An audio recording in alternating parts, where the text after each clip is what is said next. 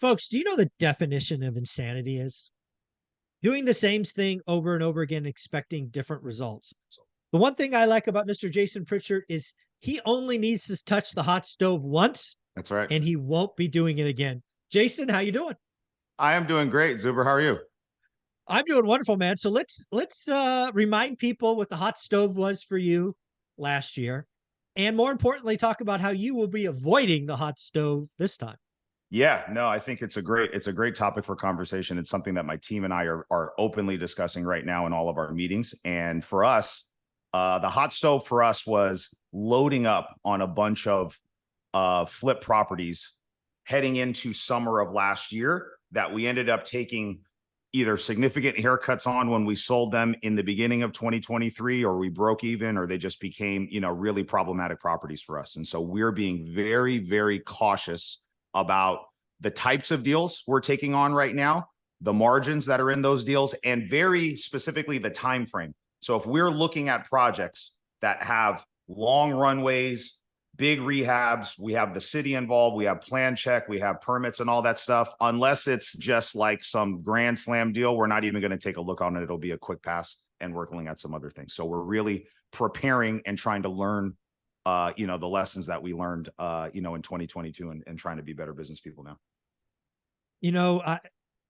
I talk to a lot of people across the country, and I have to say you're unique. So let me explain what I mean by that. Okay. So last year, you are not alone. There were lots of people that thought the good times would never last. They were doing skinny deals. Their buy box started to extend to current other cities that were just too far. And they got, right? The market got slow. Rates went up. Demand disappeared in November and December, right? If you brought something to bear in November and December, it sat. And if you're running a levered business where you have capital costs at 8, 9, 10, 12, whatever it was percent, your margin's getting eat up all the time. So I think I interviewed probably 7 or 8 different flippers, or at least they did some flips, and there was some pretty horrible losses, some 6-figure losses. Yeah. January, February, even March, from bad deals done last year. You're not alone. Yep. Then the market turns around. April, May, June, July, the market's hot again. If you're flipping below the median, everything is selling. Some of these idiots think they can't miss again, Jason. Yeah, it's crazy. They're going to other cities. They're doing bigger projects. They're going above the median because the low end is there's nothing there. And they're going to get got again. I mean, what are you guys doing? I don't get it. Yeah, it's tough, man. And I know some people that are doing similar things. They're putting their foot back down on the gas. And I think for me, here's what we're doing, because I want there to be a tactical component to the people that are listening to this, because I'm not stopping my business, right? So I think we have to define what's going on, right? I'm not going to be doing deals. We are just focusing on a few different things. So let's look at kind of like the analytical side of the deals, because that's the first thing that we do. As soon as a opportunity comes across our desk, the first thing we do is underwrite it.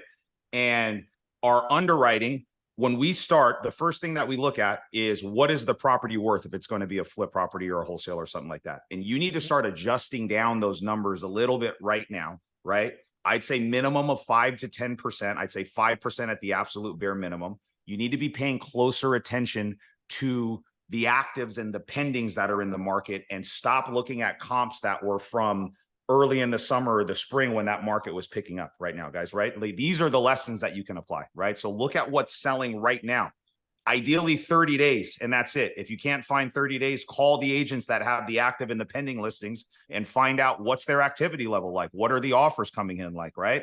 Is the inventory still moving? And then adjust your number there, because if you adjust your after repair value down, everything else should kind of fall in line. We're also increasing our profit margin. We've always run around 12 to 15%. Now we're looking at 15 to 20% on our offers. So if we want to make a minimum of 15, and then we're bringing our number down from our repair value, I think that makes it a little bit easier and gives you a little bit more cushion in case the market shifts or you don't get the activity that you want when you bring that listing to market for sale.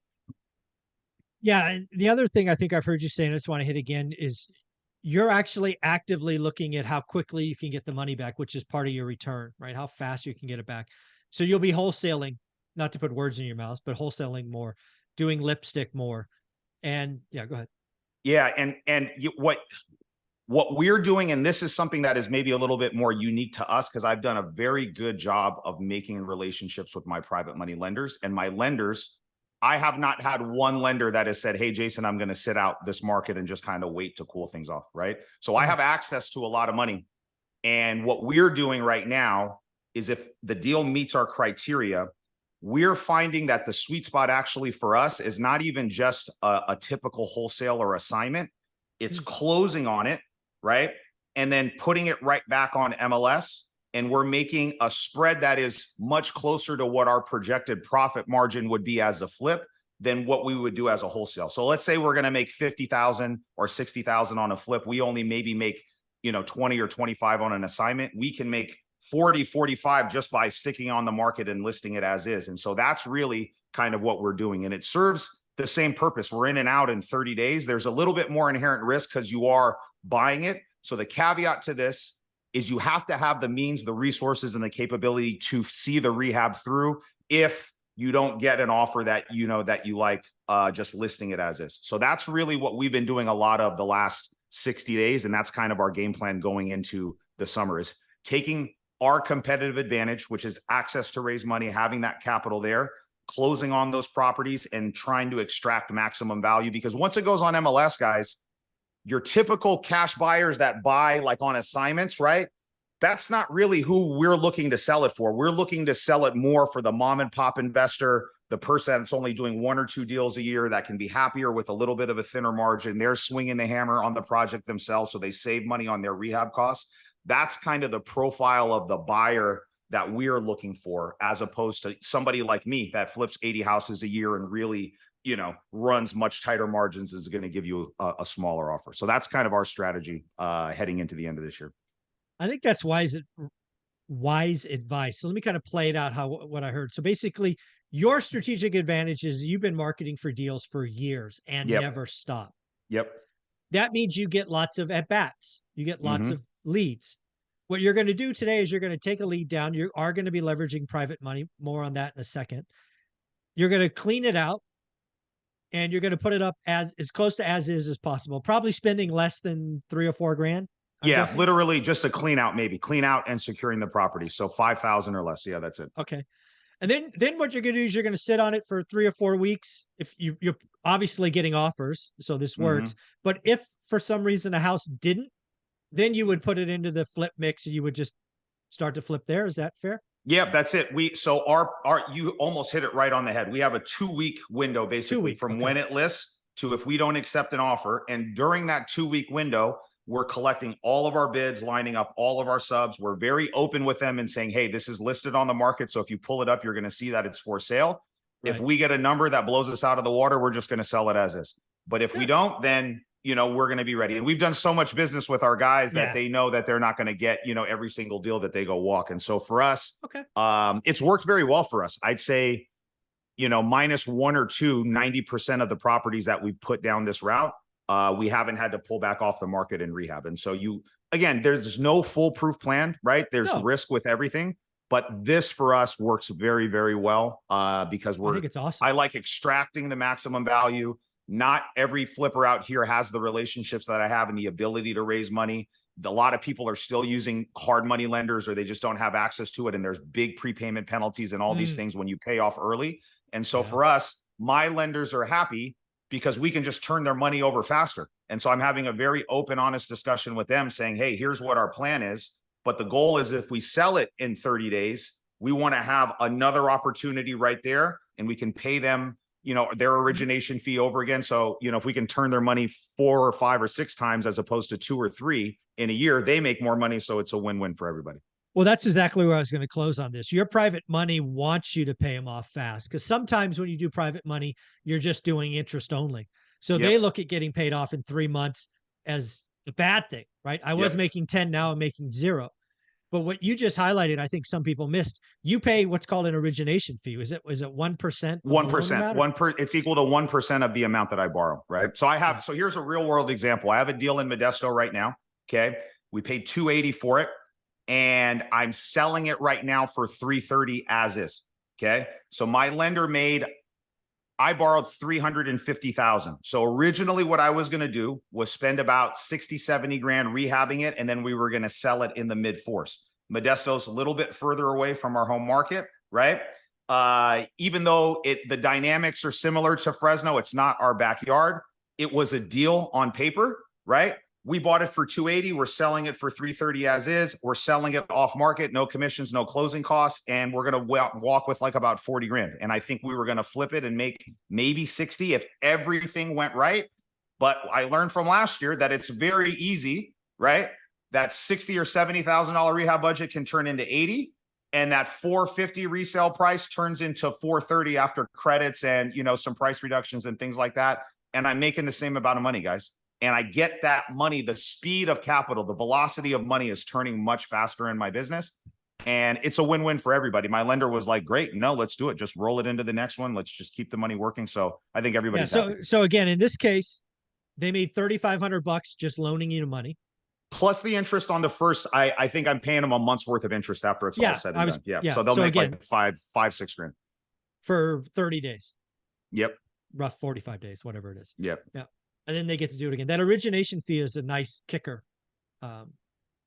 Makes turning over the deals faster and staying with you. Because if you can turn it 4 times, why not? Right? So, yeah. Yeah. And then you have to have a business. That's the other thing, right? Another competitive advantage is with us is you have to have a business where you can turn that money over, because the worst thing that you can do is get in and out of a deal really quick and then not provide them another opportunity to keep that money working. Because if they were planning on having that money roll for 6 or 9 or 12 months, right, you're not really doing the right thing by them by being in and out of that deal. So our competitive advantage is not just the relationships and the access to money, but like you said at the beginning, we built a business where we get lots of opportunities, right? We're doing 7, 8 deals a month. So we always have something that we can put their funds into, you know, in our pipeline. Jason, you put out a lot of amazing stuff. You have some free giveaways on your website. Tell them where they can find that and give them a highlight of some things that are there. Yeah. So you can go to jasonpritchard.com and you can click on the documents and resources tab. There's tons of free information. If you're just getting started, we have a 10-page step-by-step guide that literally gives you every bullet point from start to finish on how we start our marketing, how we generate leads, how we negotiate deals, how we put properties under contract and sell them for maximum value. And then all the tools and resources that you need to do all that stuff, guys. So all the contracts, all the spreadsheets, the deal analyzers, basically our business in a box. We have everything that you need to get started. You can go right there, download all that stuff for free. And then if you have questions about how to put any of that stuff to work, you can always reach out to me or my team. I still can't believe you give that away for free. Again, jasonpritchard.com. Go get it. I don't think it'll be free forever. Thanks, buddy. Thanks.